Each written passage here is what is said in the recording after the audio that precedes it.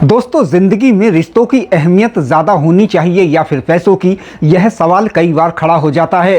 कानून और जज्बातों की जंग की यह एक ऐसी कहानी है जो झकझोर कर रख देती है। एक तरफ वह बूढ़े माता पिता हैं जिन्होंने देश की सेवा के लिए अपना जवान बेटा खो दिया, और दूसरी तरफ वह पत्नी है जो पति की 13वीं से पहले ही सरकार से मिला 21 लाख रुपये के मुआवजे वाला चेक लेकर अपने घर चली गई। लेफ्टिनेंट शुभम का परिवार जिन्होंने देश के लिए बेटे को तैयार किया, वह सवाल उठा रहा है, और सवाल यह भी उठा रहा है कि जिंदगी में हक ज्यादा जरूरी है या रिश्ते। जी हां, बिहार के जहानाबाद के रहने वाले air force flight lieutenant Shubham Kumar की शहादत के बाद एक ऐसा सच निकलकर सामने आया है जिसने सबको हैरान कर दिया है। जानिए आखिर क्या है माता पिता के लिए वह रहस्यमय शादी और 21 लाख रुपए के चेक का पूरा मामला। दोस्तों, इस कहानी की शुरुआत होती है 13 जून 2026 को। असम के जोराहट में भारतीय वायुसेना का एक विमान हादसे का शिकार हो जाता है। इस हादसे में जहानाबाद के बनवरिया गांव का एक होनहार लाल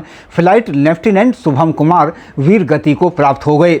इनमें 4 अन्य कर्मी भी शामिल थे। जब शुभम का पार्थिव शरीर उनके गांव पहुंचा तो हर किसी की आंखें नम थीं।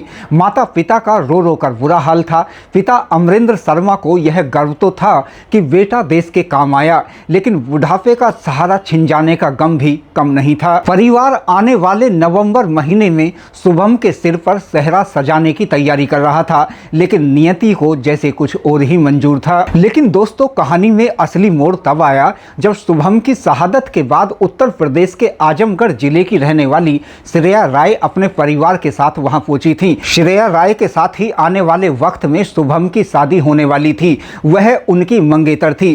तब तक माता पिता को यही पता था कि वह मंगेतर है और श्रेया से शुभम की सिर्फ अभी शादी तय हुई है।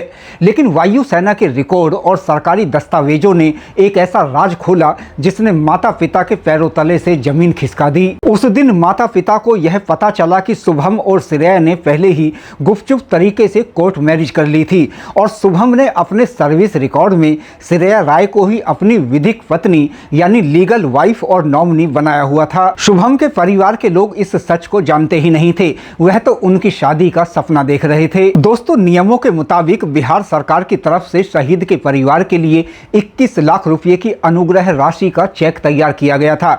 अब चूंकि कागजों पर श्रेया ही शुभम की कानूनी पत्नी थी, इसलिए स्थानीय प्रशासन ने अंतिम संस्कार के दिन ही 21 लाख रुपए का चेक सीधे श्रेया को सौंप दिया। विवाद पैसे मिलने से नहीं, बल्कि इसके बाद जो हुआ उससे शुरू हुआ।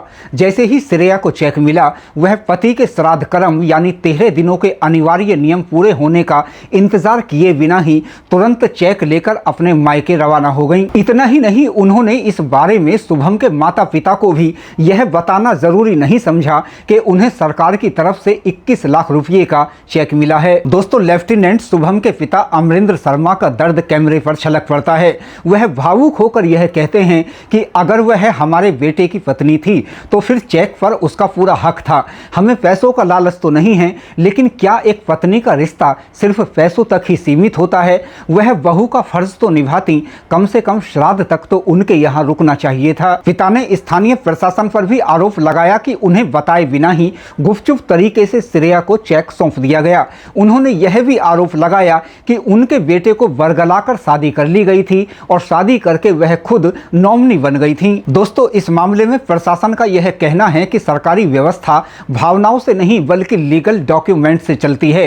कागजों में जो पत्नी है उसी को चेक मिलेगा। लेकिन इस घटना ने समाज के सामने एक बहुत बड़ा नैतिक सवाल भी खड़ा कर दिया है। दोस्तों, सवाल उठाया जा रहा है कि कानूनन श्रेया राय बिल्कुल सही हो सकती हैं, लेकिन क्या नैतिक रूप से उनका यह कदम सही था? क्या एक देश के लिए चले जाने वाले किसी बेटे के माता पिता को दुख की इस घड़ी में अकेला छोड़ देना जायज है? दोस्तों, सवाल यह भी उठाया गया कि जो श्रेया राय सामाजिक रूप से लेफ्टिनेंट शुभम के परिवार की एक दिन भी बहू नहीं रही, उनका तो पूरा हक हो गया, लेकिन जिन माता पिता ने इस देश के लिए जवान बेटे को तैयार किया और उसके लिए तमाम तकलीफें सही, उनके हिस्से में सिर्फ आंसू कैसे आए? यह कैसी व्यवस्था है? बूढ़े माता पिता के बारे में भी कुछ सोचना चाहिए। दोस्तों, इस मामले पर आप क्या राय रखते हैं? कमेंट करके जरूर बताएं।